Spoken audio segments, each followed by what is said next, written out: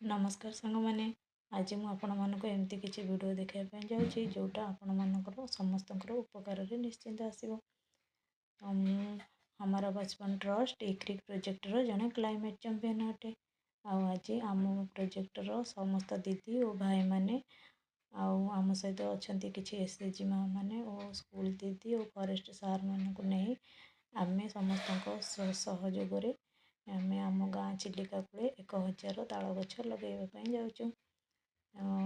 ताल गछर उपकारिता तो आपण मैंने जानी गछ खाली आमको फूल फल छाई और अम्लजान दिए ता सहित आमको विभिन्न प्रकार साइक्लोन प्रभाव रक्षा करें। आबे तो जो वर्षा घड़घड़ी बिजुली चढ़चढ़ी मारुची ताकू ता मध्यरु आमको ताल गछ रक्षा करें।